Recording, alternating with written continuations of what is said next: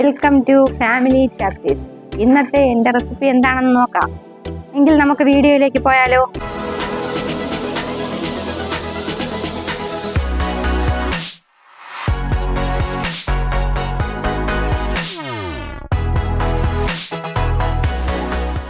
Chicken fried rice ഉണ്ടാക്കുന്നതിന് ആവശ്യമായ chicken എടുത്തിട്ടുണ്ട്.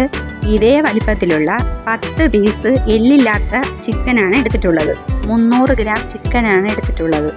കഴുകി വൃത്തിയാക്കിയ ചിക്കനിലേക്ക് 1/2 ടീസ്പൂൺ കുരുമുളക് പൊടി, ഉപ്പ്, 5 അല്ലി വെളുത്തുള്ളി ചതച്ചത് കൂടി ചേർത്ത് കുക്കറിലിട്ട് 3 വിസിൽ കേൾപ്പിച്ചെടുക്കാം. എടുത്തു വെച്ചിരിക്കുന്ന ചിക്കൻ ചെറുതായി കട്ട് ചെയ്തെടുക്കാം. 1/2 കിലോ ബസ്മതി റൈസ് കഴുകി 10 മിനിറ്റ് സോക്ക് ചെയ്തെടുത്തു. സോക്ക് ചെയ്ത അരി വെള്ളം വാർത്തെടുത്തിട്ടുണ്ട്. ഇത് ഇനി വേവിച്ചെടുക്കാം. 5 ലിറ്റർ വെള്ളം തിളയ്ക്കാൻ വെച്ചിട്ടുണ്ട്. തിളച്ച വെള്ളത്തിലേക്ക് അരി ഇട്ട് കൊടുക്കാം. ഇതിലേക്ക് ആവശ്യമായ ഉപ്പിട്ട് കൊടുക്കാം. ചോറ് തമ്മിൽ ഒട്ടാതിരിക്കാൻ വേണ്ടി 1 ടേബിൾ സ്പൂൺ സൺഫ്ലവർ ഓയിൽ ഒഴിച്ചു കൊടുക്കാം. ഫ്രൈഡ് റൈസിന് ചോറ് അധികം വേവേണ്ടതില്ല. 3/4 വേവാകുമ്പോൾ ഇത് കോരി മാറ്റാം. ഇത് അടച്ചു വെച്ച് 7 മിനിറ്റ് വേവിച്ചെടുക്കാം. ഇടയ്ക്ക് റൈസ് വെന്തോ എന്ന് തുറന്ന് നോക്കണേ. ഓരോ അരിയുടെയും വേവ് വ്യത്യസ്തമാണ്. ചോറ് ഇവിടെ വെന്തിട്ടുണ്ട്. ഇത് ഇനി വെള്ളം വാർക്കാനായി വെക്കാം. വാർത്തിയെടുത്ത ചോറ് ഇതുപോലെ ഒരു പ്ലേറ്റിൽ നിരത്തി വെക്കുക. ചോറ് നല്ലതുപോലെ തണുത്ത ശേഷം മാത്രമേ നമുക്കിത് ഫ്രൈഡ് റൈസ് ഉണ്ടാക്കാൻ പറ്റൂ. ഫ്രൈഡ് റൈസ് ഉണ്ടാക്കുമ്പോൾ ശ്രദ്ധിക്കേണ്ട കാര്യം, ഒരിക്കലും റൈസ് നന്നായി വെന്ത് പോകരുത്. രണ്ടാമത് അത് തണുക്കുന്നത് ഒരു 2 മണിക്കൂറെങ്കിലും കുറഞ്ഞ് തണുക്കാൻ വെക്കണം.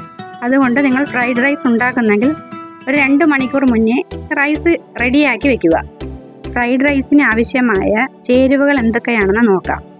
1/2 കപ്പ് അളവിൽ ചെറുതായി അരിഞ്ഞ ക്യാരറ്റ്, പച്ച കളർ ക്യാപ്സിക്കം ചെറുതായി അരിഞ്ഞത്, നീളത്തിലരിഞ്ഞ 3 കളർ ക്യാപ്സിക്കം, സവാള ചെറുതായി അരിഞ്ഞത് 1/2 cup, spring onion 1/2 cup, beans 1/2 cup, നേരത്തെ അരിഞ്ഞു വെച്ച ചിക്കൻ. ഇനി നമുക്ക് ഫ്രൈഡ് റൈസ് ഉണ്ടാക്കാൻ പോകാം. പാൻ അടുപ്പത്ത് വെച്ച് ചൂടായിട്ടുണ്ട്. ഇതിലേക്ക് 2.5 ടേബിൾ സ്പൂൺ സൺഫ്ലവർ ഓയിൽ ഒഴിക്കാം. ഓയിൽ ചൂടായിട്ടുണ്ട്. ഇതിലേക്ക് അരിഞ്ഞു വെച്ച സവാള, ക്യാരറ്റ്, ബീൻസ് എന്നിവ ഇട്ട് കൊടുക്കാം.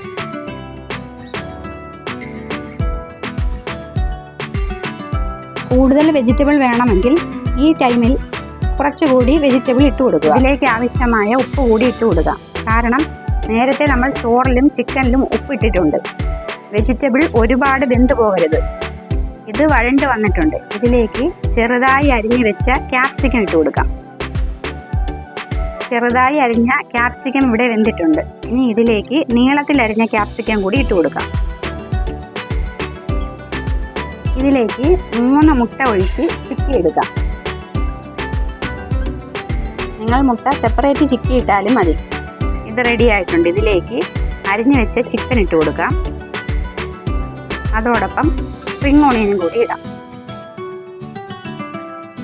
ഇളക്കി യോജിപ്പിച്ച ശേഷം 1 table spoon soya sauce, 1 table spoon chilli sauce, 1 teaspoon കുരുമുളക് പൊടി എന്നിവ ഇട്ട് കൊടുക്കാം.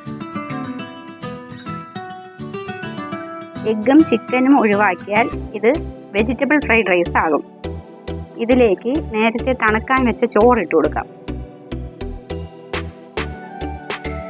ഹൈ ഫ്ലെയിമിൽ നന്നായി ഇളക്കിയെടുക്കാം. ഈ ചോറ് കുത്തി ഇളക്കാതെ സാവകാശം ഇളക്കി യോജിപ്പിക്കുക. കൂട്ടുകാരെ, നമ്മുടെ ചിക്കൻ ഫ്രൈഡ് റൈസ് റെഡി ആയിട്ടുണ്ട്.